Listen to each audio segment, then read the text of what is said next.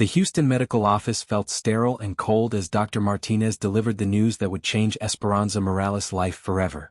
The fluorescent lights hummed overhead, casting harsh shadows across the examination room where she sat clutching her husband David's hand. "I'm sorry, Mrs. Richardson," Dr. Martinez said gently, his voice heavy with compassion. "The endometriosis has caused extensive scarring. The damage to your fallopian tubes is irreversible. Natural conception will be impossible." Esperanza felt the world tilt beneath her feet. At 32, she had spent the last 2 years trying to conceive, enduring painful procedures and countless tests, always believing that eventually they would hold their baby in their arms. Now that dream lay in pieces around her like broken glass. What about IVF? Surrogacy?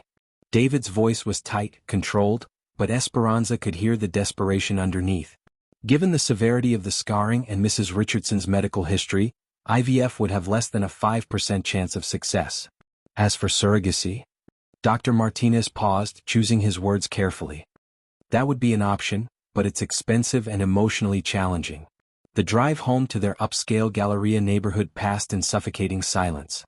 David's knuckles were white as he gripped the steering wheel, his jaw clenched so tightly that Esperanza could see the muscle twitching. Their beautiful colonial home, the one they had bought specifically for the children they planned to have, now felt like a mausoleum of dead dreams. That night, Esperanza lay awake listening to David's restless movements beside her. She had grown up in a small border town, the daughter of Mexican immigrants who had sacrificed everything for her education. Her mother had cleaned houses while her father worked construction, all so Esperanza could become the first in their family to graduate college. She had earned her nursing degree through sheer determination, working nights to pay for school, and had met David at the hospital where she worked in the cardiac unit. David Richardson had been everything her parents had dreamed of for her: successful, educated, American-born. He owned a chain of medical equipment companies and moved in Houston's elite social circles. When he proposed after a whirlwind courtship, Esperanza felt like Cinderella. She had traded her modest apartment for his mansion, her simple life for charity galas and country club memberships. But now, lying in their king-sized bed with Egyptian cotton sheets, Esperanza felt more alone than she ever had in her tiny childhood bedroom. The next few weeks passed in a blur of forced normalcy. David threw himself into work with renewed intensity, staying late at the office and traveling more frequently. When he was home, he was distant, polite but cold, as if Esperanza had become a stranger living in his house. The breaking point came on a rainy Thursday evening in October. Esperanza had prepared David's favorite meal, carne asada with homemade tortillas, a recipe her grandmother had taught her. She had set the dining room table with their wedding china, lit candles, and waited for him to come home. When David finally walked through the door at nearly 10 o'clock, his tie loosened and his hair disheveled, Esperanza knew something had fundamentally changed. He looked at the carefully prepared dinner, at her hopeful face, and something cold and cruel flickered in his eyes. "We need to talk," he said, not bothering to sit down. Esperanza's heart began to race. "David, I know this is hard, but we can get through this together. There are other options." "No, Esperanza. There aren't." His voice was flat, emotionless. "I've been thinking about this for weeks and I can't do it anymore. I can't pretend that this is the life I wanted." "What are you saying?" David loosened his tie completely and threw it on the marble countertop. "I'm saying I want a divorce. I married you because I wanted a family, children of my own. I didn't sign up to be married to a woman who can't give me that." The words hit Esperanza like physical blows. "David, please. We can try IVF, we can. With a 5% chance? Do you know how much that cost? How many times we'd have to try?" He shook his head. "I'm 38 years old, Esperanza. I don't have time to waste on maybe." "Waste?" The word came out as a whisper. "Is that what our marriage is to you? A waste? I married you for a family, not to take care of a broken woman." The cruelty of his words stole the breath from her lungs. Esperanza stared at the man she had loved, had built her life around, and saw a stranger. The David she thought she knew, kind, supportive, loving, had been an illusion. "Get out," she whispered. "This is my house, Esperanza. You'll be the one leaving. My lawyer will be in touch about the divorce proceedings." David picked up his briefcase and headed toward the stairs. "Oh, and you might want to start looking for a new job. I've spoken to the hospital board about some concerns regarding your emotional stability during this difficult time." As his footsteps echoed up the marble staircase, Esperanza sank into one of the dining room chairs, surrounded by the ruins of the dinner she had prepared with such hope. The candles flickered in the silence, casting dancing shadows on the walls of the house that was no longer her home. Outside, the Texas rain continued to fall, washing away the last remnants of the life she had thought was hers forever. 3 months later, Esperanza sat in her beat-up Honda Civic at a gas station in the middle of nowhere, Texas, staring at the crumpled piece of paper with directions to the Vega Ranch. The divorce had been swift and brutal. David's expensive lawyers had ensured she left the marriage with barely enough money to survive. True to his threat, he had also destroyed her career in Houston, spreading whispers about her instability that made it impossible for her to find work at any reputable hospital in the city. The job posting she had found online was her last hope. Live-in nurse needed for ranch owner recovering from serious injuries. Remote location, room and board provided. Experience with trauma care preferred. The pay was modest, but it included housing and most importantly, it was far away from Houston, far from the wreckage of her old life. The drive west had taken her through increasingly desolate landscape, rolling hills covered in scrub brush, endless sky, and the kind of isolation that made a person feel both insignificant and strangely free. Now, as she turned onto a dirt road marked only by a weathered wooden sign reading Vega Ranch, Esperanza wondered what she had gotten herself into. The ranch house appeared after a mile of dusty road, nestled against the backdrop of rugged hills that marked the beginning of the Chihuahuan Desert. It was a sprawling adobe structure with a red tile roof, surrounded by corrals and outbuildings that spoke of a working cattle operation. Despite its remote location, the property was well maintained, with neat fencing and healthy-looking livestock grazing in the distance. Esperanza parked near the front porch and took a deep breath. She had spoken to Don Sebastian Vega only once, briefly, over the phone. His voice had been gruff, impatient, and he had made it clear that he needed medical care, not companionship. "I don't need a friend," he had said bluntly. "I need someone who can change bandages and make sure I don't die from infection. Can you do that?" Now, as she climbed the wooden steps to the front door, Esperanza steeled herself for what was likely to be a difficult assignment. She knocked firmly and waited. The man who opened the door was not what she had expected. Don Sebastian Vega was tall and broad-shouldered, with silver threading through his dark hair and lines around his eyes that spoke of years spent squinting into the desert sun. His left arm was in a sling, and she could see the edge of bandages beneath his partially unbuttoned shirt. But what struck her most were his eyes, dark brown and filled with a pain that had nothing to do with his physical injuries. "You're the nurse?" he said. It wasn't a question. "Esperanza Morales," she replied, extending her hand. "Thank you for giving me this opportunity, Mr. Vega." He looked at her outstretched hand for a moment before shaking it briefly. His grip was firm despite his injuries. "It's Don Sebastian. And I'm not giving you anything. You're here to do a job." The interior of the house was surprisingly comfortable. Leather furniture, Navajo rugs and walls lined with books. But there was a layer of dust on everything, and the kitchen looked like it hadn't been properly used in months. This was the home of a man who was merely surviving, not living. "Let me show you to your room," Don Sebastian said, leading her down a hallway lined with family photographs. Esperanza caught glimpses of a beautiful woman with kind eyes and a small boy with his father's dark hair, but Don Sebastian moved quickly past them. Her room was simple but clean, with a window that looked out over the vast expanse of ranch land. "Meals are at 7 noon and 6, Don Sebastian said from the doorway. "I don't eat much, so don't go to any trouble. The medical supplies are in the bathroom cabinet. I need the bandages changed twice a day and the physical therapy exercises the hospital gave me." "What exactly happened?" Esperanza asked, setting down her suitcase. Don Sebastian's jaw tightened. "Horse threw me. Broke 3 ribs, dislocated my shoulder and tore up my back pretty good. Doctor says I was lucky it wasn't worse." "How long ago?" 6 weeks. He turned to leave, then paused. "One more thing. I don't talk much and I don't like questions. You're here to patch me up, not to be my therapist. We clear?" "Crystal clear," Esperanza replied, though something in his tone reminded her of her own pain, the way people built walls when they were afraid of being hurt again. That first evening, as she prepared a simple dinner of beans and rice, Esperanza watched Don Sebastian through the kitchen window. He stood on the back porch, staring out at the sunset painting the desert hills in shades of gold and crimson. Even from a distance, she could see the weight he carried in his shoulders, the way he held himself like a man bracing against an invisible storm. When she called him for dinner, he ate in silence, mechanically, as if food was just fuel to keep his body functioning.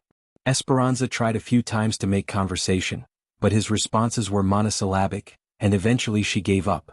Later, as she changed his bandages in the bathroom, she got her first good look at his injuries. The scarring on his back was extensive, and she could see that the healing process had been complicated by infection. But what concerned her more was his obvious weight loss and the way he winced when he thought she wasn't looking. "You haven't been taking care of yourself," she observed, applying fresh gauze to a particularly nasty wound. "I've been managing to make everything worse. These wounds should have healed weeks ago. When's the last time you had a proper meal? Or a full night's sleep?" Don Sebastian turned to look at her in the mirror, his eyes flashing with irritation. "I told you I don't need a therapist." "You don't need a therapist," Esperanza agreed, securing the bandage with medical tape. "You need someone to remind you that you're still alive whether you like it or not." Something shifted in his expression, surprise maybe or recognition. For a moment, the walls came down just enough for her to see the broken man underneath. Then he pulled his shirt back on and walked away without another word. That night, Esperanza lay in her narrow bed listening to the sounds of the desert, coyotes calling in the distance, the wind moving through the mesquite trees, and somewhere in the house, the restless movements of a man who couldn't find peace even in sleep.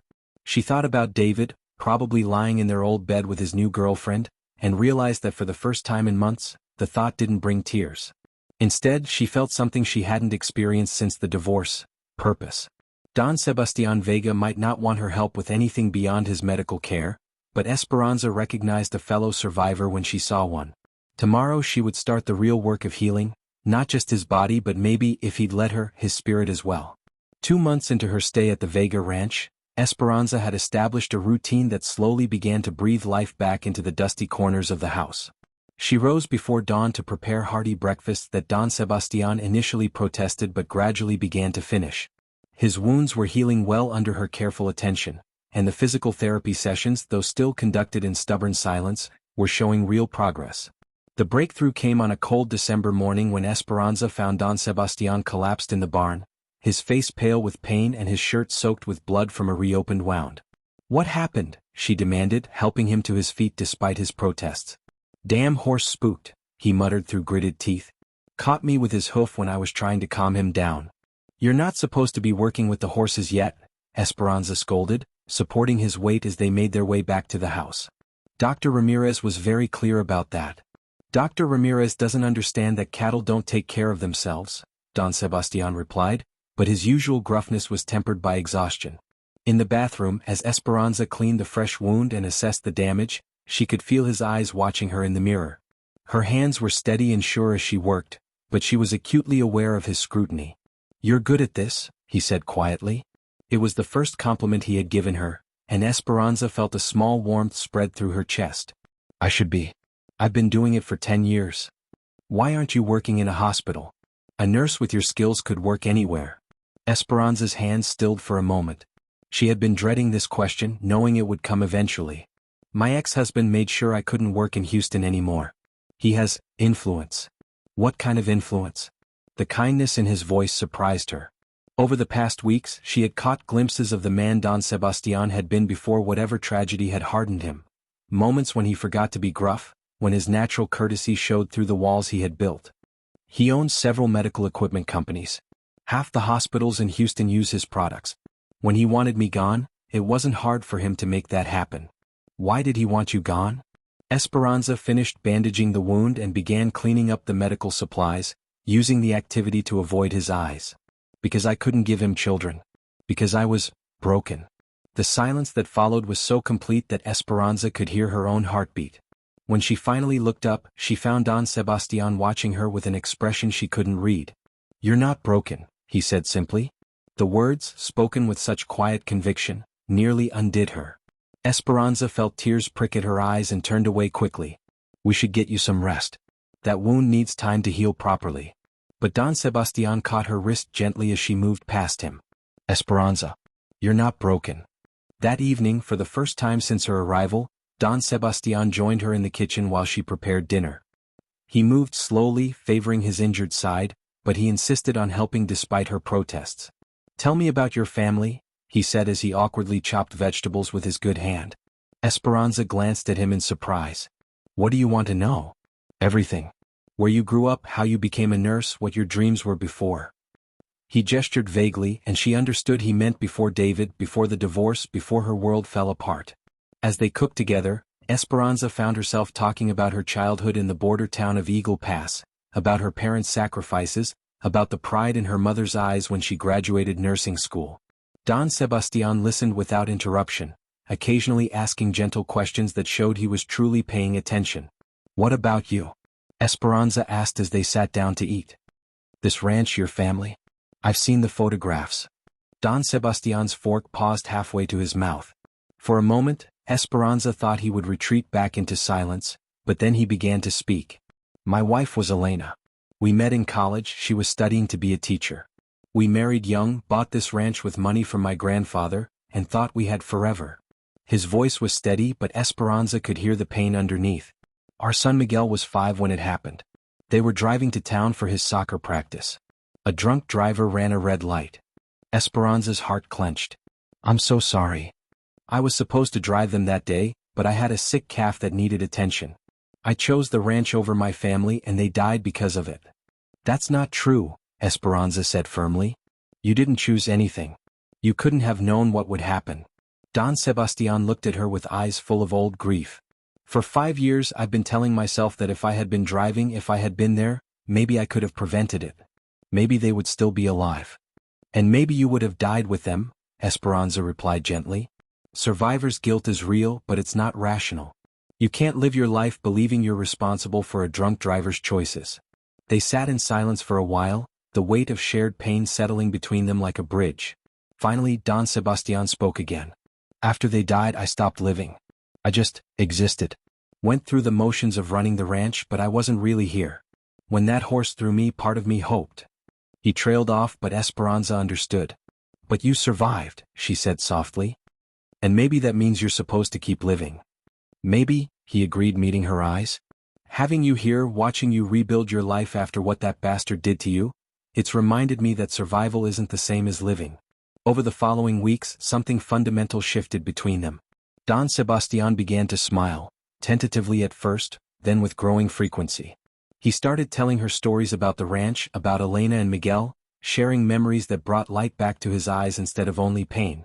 Esperanza, in turn, found herself laughing again, something she hadn't done since before her marriage fell apart. Don Sebastian had a dry sense of humor that caught her off guard, and his growing attentiveness made her feel valued in a way she had forgotten was possible.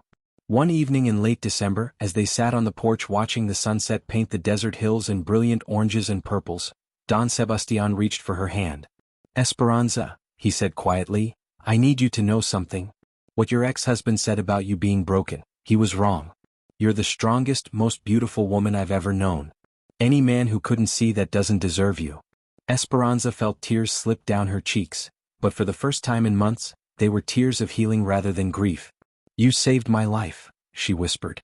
"I came here broken, and you helped me remember who I am." "We saved each other," Don Sebastian corrected, bringing her hand to his lips and pressing a gentle kiss to her palm. As the stars began to appear in the vast Texas sky, Esperanza realized that sometimes the most beautiful love stories begin not with passion, but with two wounded souls choosing to heal together. Spring arrived at the Vega Ranch with a burst of wildflowers that painted the desert landscape in brilliant yellows and reds. Esperanza had been there for 6 months now, and the transformation in both her and Don Sebastian was remarkable. The house that had once felt like a mausoleum now rang with laughter and conversation. Don Sebastian's injuries had healed completely, but neither of them spoke about her leaving.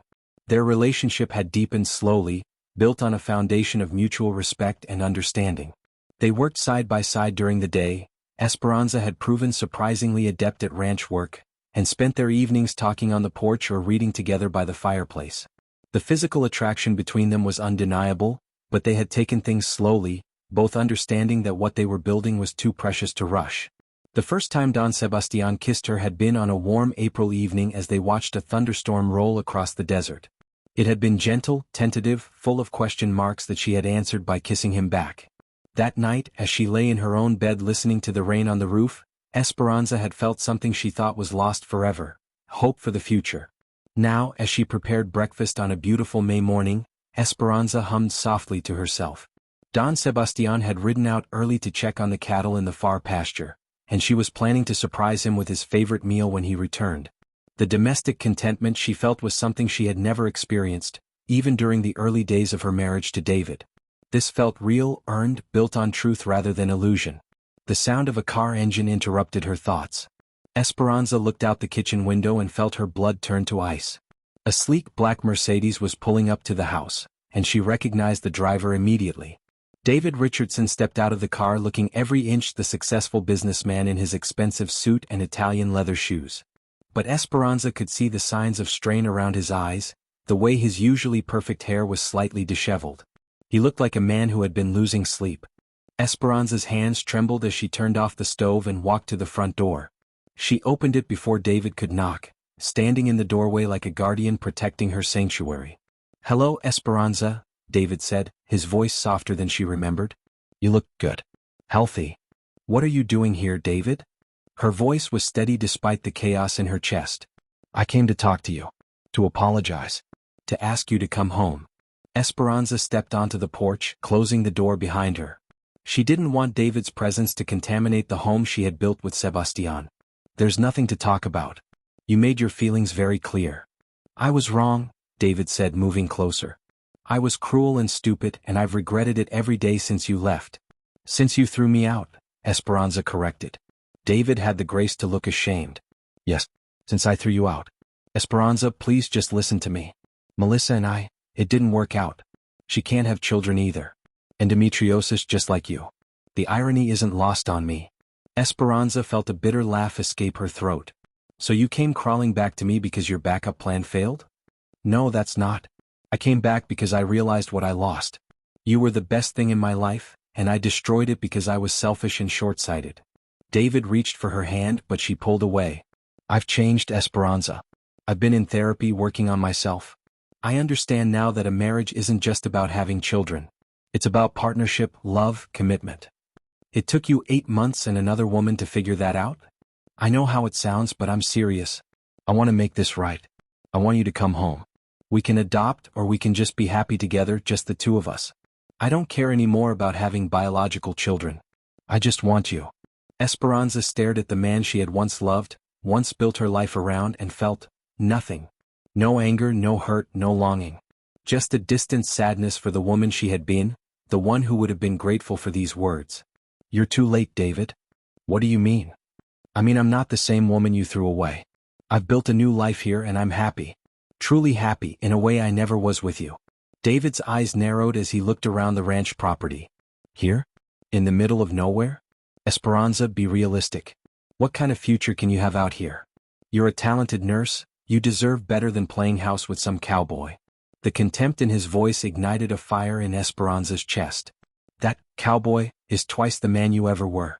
He loves me for who I am, not for what I can give him. He sees my strength, not my limitations. You think you love him, but it's just gratitude. He gave you a place to hide when you were hurt, but that's not real love, Esperanza. What we had was real." "What we had was a lie," Esperanza said firmly. "You loved the idea of me, the perfect wife who would give you perfect children and make you look good at your country club. You never loved me." The sound of hoofbeats interrupted their conversation. Don Sebastian appeared around the corner of the house, riding his favorite horse. He took in the scene, Esperanza standing protectively on the porch, the expensive car, the stranger in the suit, and his expression hardened.